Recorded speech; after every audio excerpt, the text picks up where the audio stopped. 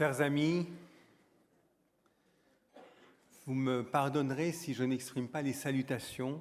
Aja les a exprimées.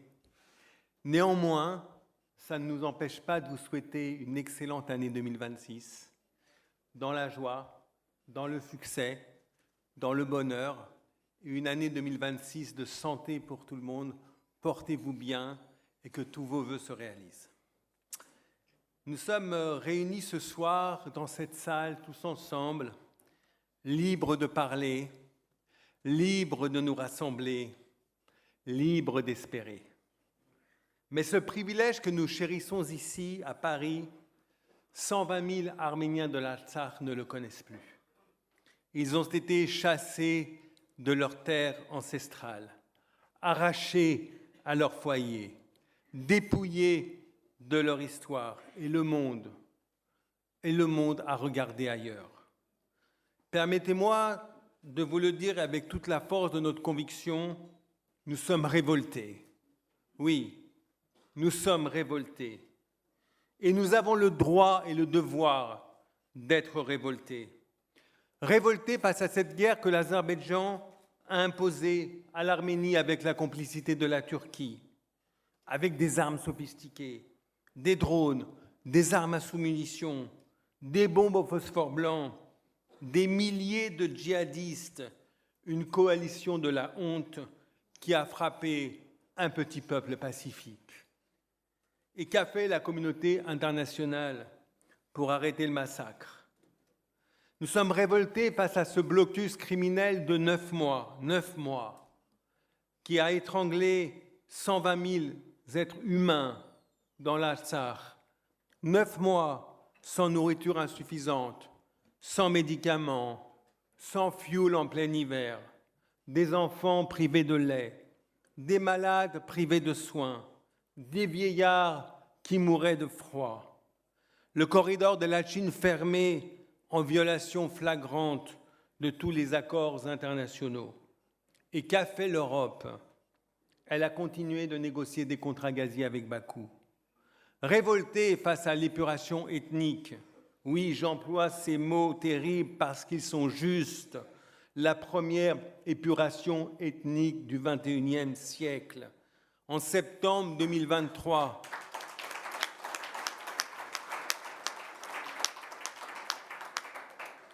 en quelques jours, 120 000 Arméniens ont dû tout abandonner et fuir.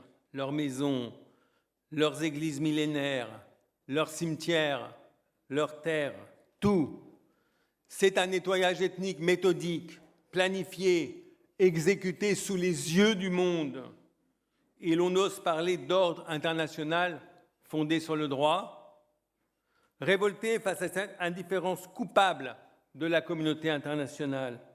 Révolté face à cette Union européenne qui se prétend gardienne des valeurs démocratiques, mais qui serre la main du dictateur Aliyev lors des sommets internationaux, qui lui sourit, qui pose à ses côtés pour les photographes, qui signe avec lui des partenariats énergétiques comme si de rien n'était, comme si cet homme n'était pas un criminel de guerre, comme si son régime n'était pas une dictature féroce, qui emprisonne, qui torture et qui tue.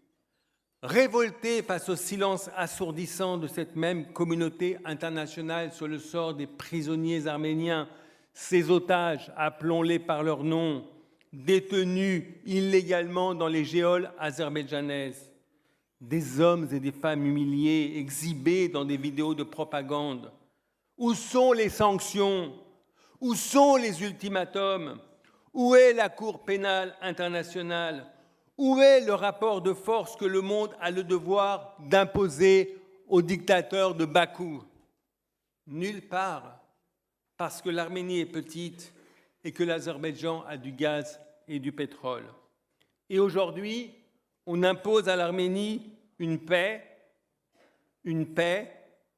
C'est choquant d'employer ce mot sacré pour désigner cette capitulation, cette reddition, cette paix qui n'en est pas une paix injuste, une paix humiliante, une paix qui hypothèque l'avenir de tout un peuple, une paix, chers amis, qui n'est que le prélude à de nouvelles exigences, à de nouvelles menaces, à de nouvelles agressions. Mesdames et messieurs, je pose ici ce soir la question qui nous hante tous. La loi du plus fort doit-elle s'imposer au mépris du droit et de la justice? Sommes-nous revenus à l'ère où la puissance militaire et les ressources pétrolières donnent tous les droits? Où un dictateur peut affamer un peuple, le chasser de sa terre, emprisonner ses fils et filles et recevoir en retour des poignées de main, des accolades choquantes, troublantes et des contrats juteux? Non, 1000 fois non. Je veux le dire ici ce soir, nous refusons cette fatalité. Nous refusons cette loi de la jungle déguisée en réelle politique. L'Arménie est à genoux, c'est vrai. Mais un peuple à genoux peut se relever. Un peuple à genoux qui refuse de courber l'échine reste debout dans son cœur. Et nous, diaspora arménienne, nous sommes la voix de ce peuple. Nous sommes son écho dans les capitales du monde. Nous sommes sa mémoire vivante et sa conscience en alerte. Car voyez-vous, l'alliance turco-azerbaïdjanaise a un plan simple mais terrible. Mettre la main sur l'Arménie, rendre l'Arménie dépendante du panturquisme. Pas seulement l'Artsakh, mais sur l'Arménie elle-même. La strangulation continue. Le criminel qui est à la tête de l'Azerbaïdjan continue de considérer que l'Arménie est l'Azerbaïdjan occidental.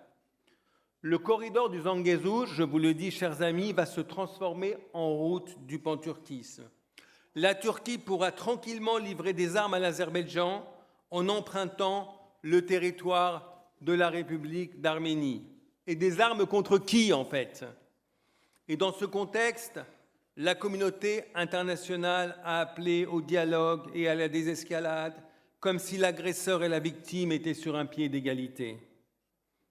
Nous refusons ce funeste plan. Nous refusons d'être les témoins passifs d'une nouvelle tragédie arménienne. Nous refusons de se voir répéter en ce XXIe siècle qui se voulait civilisé ce que nos grands-parents ont subi il y a un siècle. C'est pourquoi, chers amis, ce soir, du fond de cette salle et du fond de nos cœurs meurtris mais jamais brisés, nous lançons un appel solennel. Un appel au gouvernement français, mesdames et messieurs les ministres, héritiers des Lumières et de la Déclaration des droits de l'homme, pays qui a accueilli tant d'Arméniens rescapés du génocide. Ne laissez pas la petite Arménie seule face à l'ogre azerbaïdjanais. Ne sacrifiez pas les principes sur l'autel du gaz et du pétrole.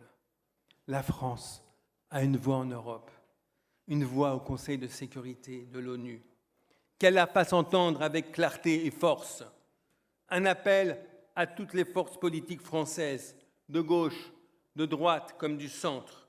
L'Arménie n'est pas une question partisane, c'est une question de conscience.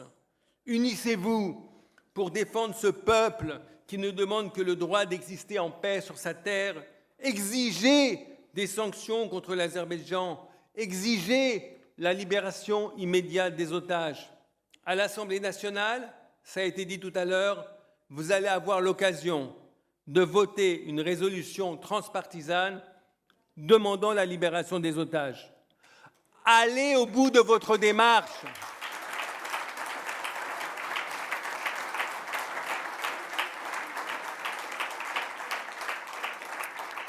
Chers parlementaires, allez au bout de votre démarche.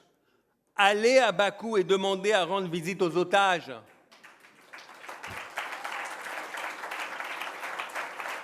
Allez à Bakou et demandez au président de l'Azerbaïdjan la libération des otages.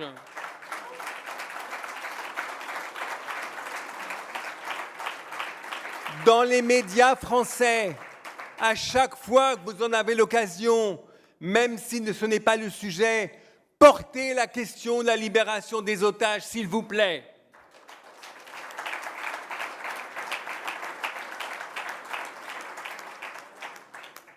Chers amis, Victor Hugo écrivait « La liberté commence là où l'ignorance finit ».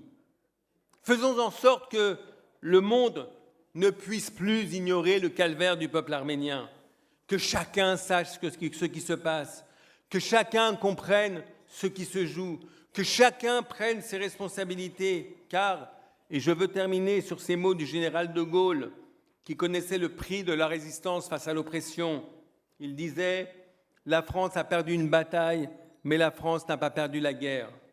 Transposons ces mots immortels. L'Arménie a perdu la guerre, mais l'Arménie n'a pas perdu son âme.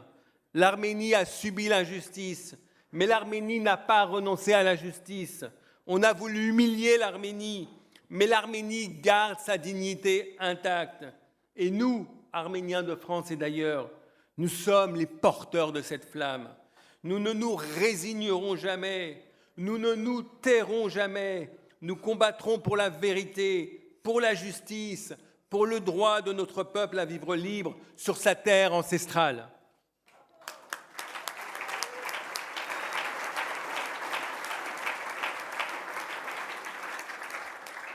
Chers amis, tous ensemble, ici réunis, avec détermination, avec courage, avec cette force que nous ont léguée nos ancêtres martyrs, nous nous opposons à ce plan funèbre. Ensemble avec vous, chers amis, nous vaincrons l'indifférence, nous vaincrons l'injustice, nous protégerons l'Arménie. Nous ne sommes pas ici pour pleurer sur nos ruines, mais pour rebâtir nos remparts. L'Arménie est à genoux, certes, mais elle est vivante. Elle a survécu aux empires, elle survivra aux dictateurs. Vive l'Arménie libre et souveraine. Vive le combat pour le droit au retour des Arméniens en Artsakh. Vive la France, patrie des droits de l'homme. Vive l'amitié franco-arménienne.